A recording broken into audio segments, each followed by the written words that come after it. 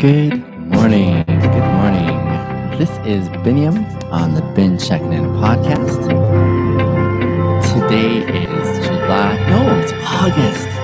August the 2nd. Last time I was with you, it was July, and now it is August. The time continues to march forward. The summer continues to evaporate. For those of you who are Harry Potter lovers, this is episode number 22 on the Checkin In podcast. Today we are answering the question, which past experience are you most thankful for? Looking forward to this question this morning. On the Checkin In podcast, we like to do three things. One, we want to grow in self-awareness of ourselves. Secondly, we like to maximize our happiness. And thirdly, we want to learn to be kind to ourselves. I am going live stream on the YouTube, Instagram, and TikTok. And so I see all my friends coming on board here. Good morning to you all. Glad to have you join. Again, today's question, which past experiences are you most thankful for? Looking forward to this one. It's the beginning of a week. This is a great way to start a week, especially by way of reflecting. And for some, Mondays are a tough thing because it's like, back to the grind. But one of those things we want to do in growing more aware of ourselves is learning how to be able to experience a lot more happiness, especially as we're able to process some of the things that have gone on in the past. On my website, BennyMasters.com, I've got a free resource I want to make mention to you, and that is how to truly be happy without faking it. So, if that's something that you are wanting more of in your life, check out that resource, BennyMasters.com/happiness. Consider my 3 ingredients I include there. It's not for the faint of heart. These suggestions I include there are pretty heavy duty, but they're worthwhile. But today, let's answer this question. Which experiences in your past are you most thankful for? I'm glad to have you join the Checkin In podcast. So we usually look at the question first, consider the merits of the question. I answer the question. I encourage you guys to answer as well too. And then, and that's the substance for the next half hour here. Which past experience are you most thankful for? This is one of those questions that helps us delve into our past and say, where have I been? What's been going on? And how can I appropriate some of those experiences, especially if they haven't been happy ones, in a way that is redeeming? So that's one of the things I really appreciate about this question here, is it gets us looking into the past in a more constructive way. I find it really helpful to consider past experiences because I find those reflections help me prepare for what's coming up in the future. If I'm not reflecting on my past and what I've learned from my past, things that I've gone through in the past, I don't have a reference point of why I'm going in the trajectory I'm going in the future. So I really rely heavily on my past. Some people that I've talked to love to forget what's happened in the past. But for me, I don't find that as helpful. I like being able to say, where have I been? What have I experienced?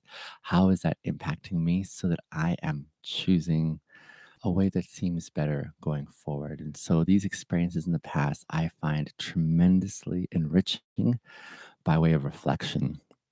And that's why I'm kind of excited about today's question.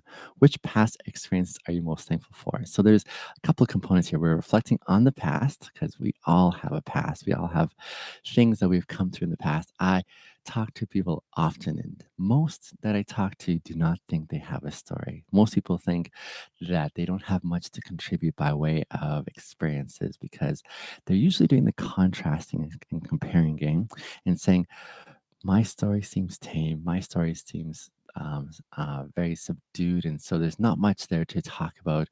There's not much there for other people to find interest, and so they downplay it because they say it's not like so and so's story, which is full of action and full of drama and full of juicy tidbits. And one of the things I love doing is proving such individuals wrong because I think all of us do have a past. All of us do have a past. All of us do have experiences in the past. And I dare say all of us have experiences that are worthwhile reflecting on because they were experienced by you in such a unique way that no one else could mimic, no one else could walk through your shoes. And so that's one of the things that really gives me a sense of enrichment when I am able to explore what that past looks like of other individuals. Because as I listen to their experiences, I'm thinking, okay, this is really meaningful. This is really helpful to be able to understand how they got to where they're going. So that's one of the ways that I would love to challenge you, even in your own current context, in reflecting the past, to say you do have a past and you have a past that's worthwhile reflecting on. You have a past that's worthwhile sharing, because as you share your experiences, it very well might be the catalyst that others need to sort of launch into a new epiphany, a new realization, a new discovery that they're like, I never thought of it this way. So we all have a past, and your past doesn't necessarily have to be downplayed because you don't think it is anything worthwhile sharing or reflecting on. That's where I happily disagree with you and encourage you to say there is something there, even in your story in the past. But even as we consider our past experiences and the legitimacy of those experiences, because we all have those experiences, I like the second component of this question is, and that is, how can we be thankful for those past experiences? For most of us, we don't want to reflect on our past because for many of us, there may be some really painful things that have gone on in the past.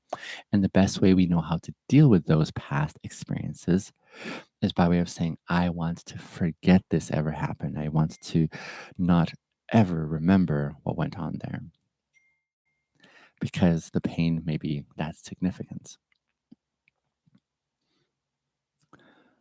And I would say to that, I understand why you would have that perspective. And I can understand how scary those experiences may have been in such a way that you say, nope, I don't want to go back there again because that really does not bring any sense of comfort or um, any sense of reflection that helps you grow. It's a tough thing when you're having to face those experiences and you don't feel like you have the skill sets to be able to approach them. I get why you don't want to go back there. I get why you want to bury that really deep. Um, you should do an ASMR segment. Bobby, if you stick around to the end, I'll try remember to tell you about an option that may serve you with ASMR engagements that I am doing. So stick around to the end, and I would love to share that with you. Um, but back to my point about those who don't want to go back to their past because it is so painful, because it is the kind of experience that they're like, I don't want to have to experience this again. That is a really, really appropriate one. Ian, that's amazing. 18,000 likes. I'm so impressed, man. Send me the link. I would love to follow up on that. But for those of you who are struggling in that way, the way I would want to encourage you is this. There is something really helpful. There's something really worthwhile. There's something really um, perhaps life changing by making the brave choice, by making the gutsy choice to go back to those experiences in a way of saying, where has this brought me? How has this changed me as a person? Where is this going to lead me in the future in a way that is going to be a better, solid foundation? And perhaps one of those things that is really going to be helpful in considering going into your past is not doing it by yourself. Not doing it by yourself because the thought of doing it by yourself is that daunting threshold. The daunting threshold of saying, this is really scary, unfamiliar territory. Hey, that totally makes sense. To keep yourself safe, you're trying to think, how can I make sure that I'm safe in whichever context? What would it look like for you to find someone competent to walk with you through those past experiences, to help you explore them in a way where you're feeling that you have a good guide to be able to give you some boundaries to stay within as you're reflecting on these experiences that seem so scary? I think that would be really helpful. And I think that's one worthwhile considering on your end. What would that look like for you to be able to say, I'm going to make the courageous choice to go back into my past and look at some of the stuff that's gone on with the purpose of growing stronger in my ability to handle whatever life is going to throw your way? And there's no shame. In fact, it's actually highly encouraged if you need to bring along a trustworthy guide, someone who is able to navigate these terrains, someone who's familiar with knowing how to lead you through those avenues. And here I'm thinking of professionals such as psychologists or counselors or therapists or life coaches, individuals like these who have some awareness of how the human mind works, how the human emotions work, and how to sort of pace that engagement of going into your past. This would be a really helpful thing. And I want to highly encourage what that could look like for you. I think I've benefited myself from having such insights and guided tours from these individuals. Perhaps it could even be a trustworthy friend that you have great stock or confidence in, great trust in, because it takes a tremendous amount of vulnerability to want to open up your life this way and say, here's the thing I'm most scared about, and I need to walk through, but I need someone to help me walk through it. So someone who's even close that way, maybe your grandparents, maybe a lifelong friend, a childhood friend. You don't have to do this on your own, but choosing to go through this is a courageous, worthwhile step. For others, however, there may be tons of happy experiences that they're super thankful for, and it's no hardship to walk into their past and relive those moments because they are so full of happiness. And that's fantastic if it is your story or your context that way. That's a wonderful thing. It's not always going to be the same. For some, it could be very painful memories that they're having to go back for and reflect on, and then eventually get to the point of being thankful for them. For others, it could be something different. I've talked to a few people along the way who have shared their painful experiences in the past. And I get what they mean when they say, I'm actually thankful for those experiences. I think this has changed me. It was traumatic. It was an ordeal, and yet because of it, I'm super thankful. So, yes, I think it is worthwhile to go into our past experiences for reflection of where we're going in the future. And that's what I love about this question. Which past experiences are you most thankful for? This is one of those questions that is going to enable us to grow in gratitude. Yes, I love gratitude because with gratitude comes happiness. And one of those pillars of this podcast is we want to increase our happiness. And one of the ingredients that I include in my little mini course on happiness on my website, bennymasters.com/happiness, is that to get to the happy parts, we got to process some other stuff first. It's not delegitimizing other emotions along the way. It's actually affirming them and experiencing them and going through them. Because when we're willing to go through those emotions that are not as fun, emotions such as worry, emotions such as fear, emotions such as anger, and all the other ones that seem uncomfortable, when we are willing to go through those emotions, what usually tends to happen is it clears up space in our hearts, in our minds for happiness to come in. And gratitude is one of those that whenever I reflect on and think through, uh, happiness is just the outcome. And who doesn't want to maximize their happiness? I'm definitely all about that. And I think that's why people are really resonating with my ethos, my personalities, just because I do have a lot of happiness that I experience on an ongoing basis. But that's only because I'm willing to go ahead and experience those other emotions, process them, work through them, and clear up space internally so that happiness can come in. So, those are some of my reflections on this question. Which past experiences are you most thankful for? I'm going to share some of mine. If you'd love to share some of yours, I would love to hear them in the comments section. I do enjoy following up on those. But thanks for yours as I share some of my reflections. I've got a few. And mine usually delve in the areas that are uncomfortable. Mine delve in experiences that have been painful, and there's some significant ones for me, but I'm super thankful for them.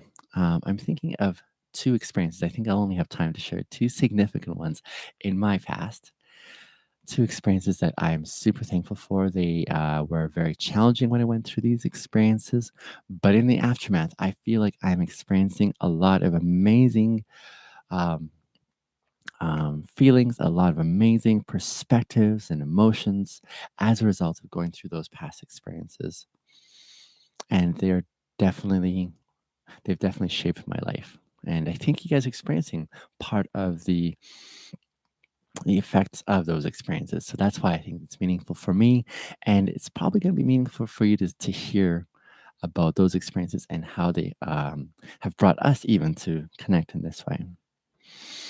My first experience I'm going to share has to do with my immigrant experience. So, for those of you who do not know, I am a citizen of Canada now, but once upon a time I was not. I moved to Canada when I was 8 years old with my family. Tommy asks, "How are you so positive?" And I support it. I'm glad you do, Tommy. How can I give you a short answer while I keep on my present thought here? I think I am able to experience as much positivity as I do because I feel I have a lot of things in order in my life that enable me to genuinely enjoy a lot of these, a lot of experiences that do come, whichever life throws at me, in a way where I'm not watching life go by me. I'm actually living life as it goes by me, if that makes sense. I was with some of my riders in my Uber yesterday, young, a young couple. They were in their early 20s, and uh, by the end of the ride, they're like really profoundly affected by the perspectives I was sharing with them. And they're like, this is how we should be living at this level of engagement with how life comes at us. It's like you are choosing every moment to like intentionally know which way you want to go.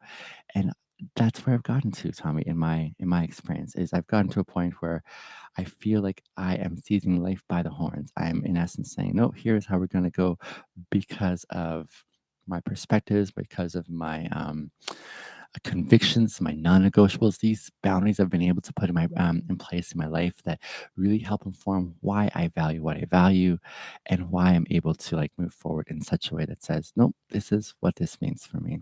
Tommy, I'd love to let you know at the end of the podcast how you could even grow in your experience that way, but stick around to the end. So, as an immigrant, when I first moved here at 8 years old, I it was a few years. It was a few years before I finally clicked with the cultural context in which I'd moved into. Now, I do agree. I think it might be easier for kids, immigrant kids coming in, than for the parents in some ways. I do acknowledge that, but from my vantage point as a kid coming into a new culture, now this is at a time before there was any internet. There was like no internet at this time yet. And why I mention that is because the world seemed a lot more distant, right? I didn't have access to seeing what life was like in a new cultural place. And so I was moving in like brand new into this new culture. I had no idea how to navigate socially. And it took me a few years to find friendships that were meaningful. It took me a few years to feel like I had a place in the social setting in which I was. That was really tough. That was really, really difficult for me. And why that was impacting that past experience of feeling isolated, of feeling friendless, of feeling like I didn't have a place, of feeling loneliness, of feeling hmm, just a sense of instability and no foundation. As a kid, that was so meaningful for me because going through those hard experiences has now enabled me to be able to have an eye for those who are in those places. In my group of friends that I spend time with, actually in any group, any crowd, I feel I am socially gifted now to be able to engage at a certain level where I feel confidence to engage just about anyone. I don't struggle with being shy. I know where my place is. I'm able to go and engage and help others feel like they're welcome. But I also have a special eye on the lookout for those individuals who feel like or who seem like they are on the periphery of these social settings, those who are not gifted in being able to walk in and say, hey, my name is so and so, and feel like they could be connected. I love my past experience of feeling like an outsider, literally, because now that I feel that I have social graces, I'm able to look out for those individuals who are in that same place that I once was. And I want to reach out to them and say, hey, how can I include you? How can I draw you in? How can I make sure that someone saw you? How can I ensure that you feel like you were acknowledged, that your existence here really did matter? Alex, that's a really kind thing of you to say. I appreciate that. Thank you. So that's how I value that past experience That painful past experience, I've reflected on it. I'm super thankful for it because it gives me awareness in a tangible way of how I want to go into my future now to address and consider those who are where I once was. I find that such a tremendous gift, an amazing gift that now I can give to others liberally.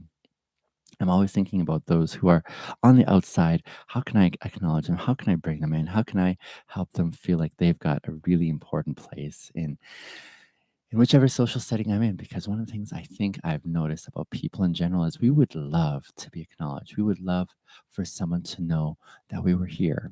We would love not only for someone to know that we were here, but that someone actually cared about what we think.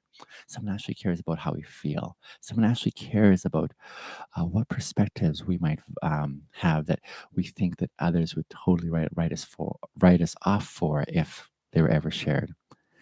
That's one of the things I think I really enjoy about my current context, reflecting on my past experiences that informs my current context. And so that's a tremendous gift that I found enriching my life over and over and over again because I get to experience what this looks like going forward, seeing people maybe for the first time in a long time say, wow, thank you for taking that time to see me. That's such an addictive experience.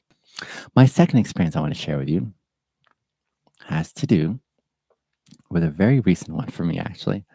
It was a very painful experience. Most of you who know my story know this part of my story too.